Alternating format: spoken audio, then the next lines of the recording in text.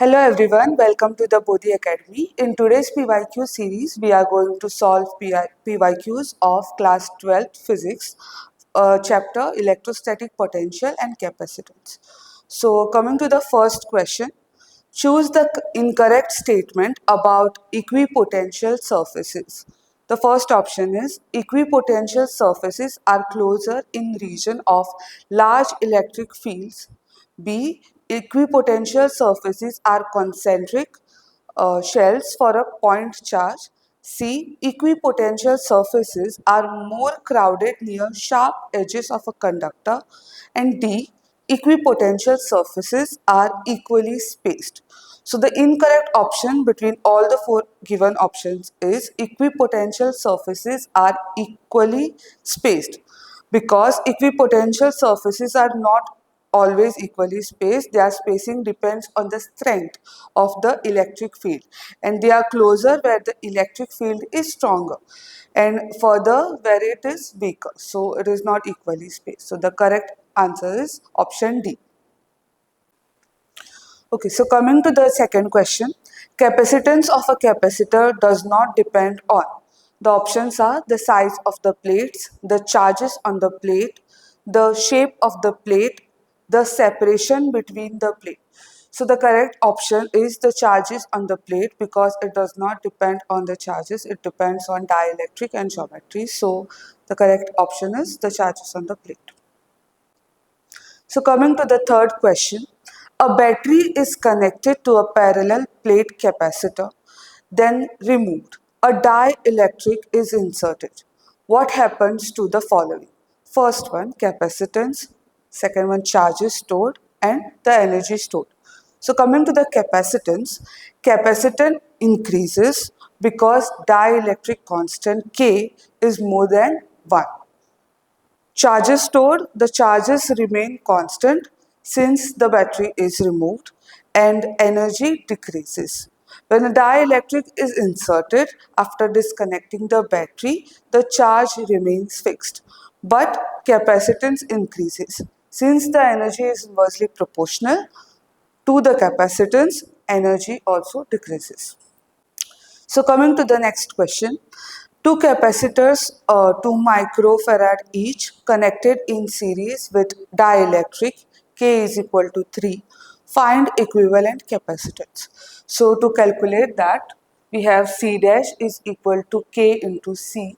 So K is dielectric, 3 into 2, that will give us 6. So to calculate capacitance equivalent, because it is connected in series, we are going to use the formula.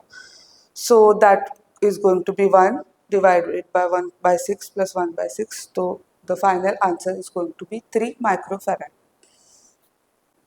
Coming to the next question, a positive charge Q is located at point P. What is the work done to move another charge Q from A to B on a circle centered P? So the answer is 0. Zero work is done, as A and B both lie on the equipotential surfaces. So delta V is going to be 0. So work done is Q multiplied by delta V. So that is going to be 0. So answer is 0. So coming to the next question, define electrostatic potential and derive the potential due to a point charge. So electrostatic potential is the amount of work done in bringing a unit positive charge from infinity to that point against the electrostatic force field. So to derive electric potential due to a point charge, we'll draw a diagram. So charge Q and point P, and here there is dx. So we are considering a charge of 1 coulomb is brought from B to A. So let a charge of 1 coulomb be placed at a distance x from A from a charge Q. Work done by electrostatic force if we move this charge from A to B towards Q through small distance dx. So dx is the small distance.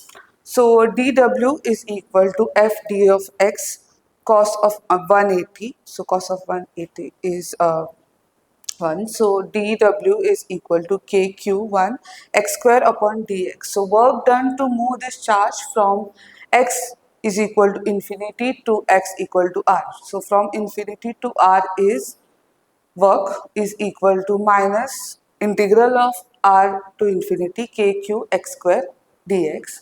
So work is equal to minus kq x raised to minus 1 upon minus 1.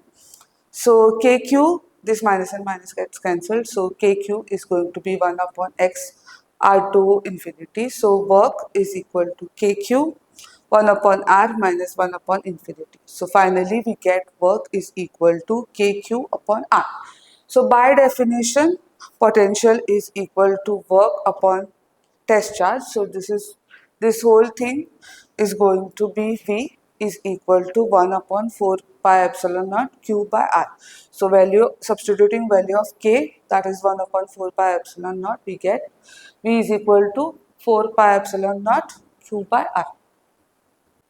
So coming to the next question, define capacitance, derive expression for parallel plate capacitor. So capacitance is the ability of a conductor to store electric charge per unit potential difference. So coming to the derivation of parallel plate capacitor, firstly the diagram, we have two plates. So the positive charge and the negative charge of area D, and the distance between the two plates is D. So we have three regions, the first one, the second one and the third one. So net electric field in region 1 and 3 is going to be 0 because it gets cancelled. So coming to the region 2, in region 2 we have electric field is equal to sigma 2 upon 2 pi epsilon naught plus sigma upon 2 pi epsilon naught. So it gets added up and the 2 gets cancelled. So we have sigma upon 2 upon epsilon naught. So that is the first equation we get. So in terms of surface charge density sigma, as we have learned about in previous chapter, we have Q is equal to sigma A. So this we have studied in electric charges, that chapter. So since E is uniform, the potential difference across the plates is going to be V is equal to ED. So how we get that V is equal to ED? So E is equal to minus dV by dr. So we get E is equal to V by D. So substituting we get it as V is equal to ED. So V is equal to, substituting the value of E, we get V is equal to sigma upon epsilon naught D. So we know that capacitance is equal to Q by V. So substituting the value of V here, we will get C is equal to sigma into A upon sigma upon epsilon naught into D. So cancelling the common part sigma, we will get C is equal to epsilon naught A upon D. So where A is the plate area and D is the plate separation distance. So three capacitors are connected in parallel. Derive the expression for effective capacitance. So first we draw a circuit diagram and having three capacitors which are connected in parallel, and let the potential difference across the circuit be V. So the charges across C1, C2 and C3 is going to be Q is equal to C1V plus C2V plus C3. So the total charge Q is going to be Q1 plus Q2 plus Q3. So Q is equal to C1V plus C2V plus C3. So Q by V, taking V common, we have Q by V equal to C1 plus C2 plus C3. So C equivalent is C1 plus C2 plus C3. So that is the expression for parallel for capacitors that are connected in parallel. So coming to the next question, one capacitor is removed from a parallel combination. What happens to the voltage across the remaining capacitors? So the answer is there won't be any change in the voltage across the capacitance because all parallel capacitors share the same voltage. So answer is no change in voltage. So coming to the last question, derive expression for energy stored in a capacitor. So energy stored in a capacitor. So let dW be the small amount of work by the battery to store small amount of charge dq. So dW is equal to dqv, where V is the voltage. So V is equal to Q by C. So substituting the value of V in the first equation, we will get dW is equal to Q by C dQ. So the total work done is going to be integral of dW, integral from 0 to Q by C dQ. So W is equal to 1 by C. Taking the C out, we get integral of Q d by Q. So work done, W is equal to 1 by C Q square by 2. So W is equal to 1 upon 2C Q square minus 0 square.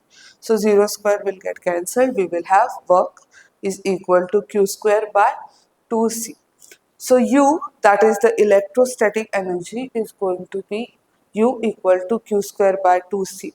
But we know that Q is equal to CV. So U is equal to C square V square upon 2C. So that is the final expression. So thank you for watching today's PYQ series, and don't forget to like, share and subscribe to the Bodhi Academy. Thank you.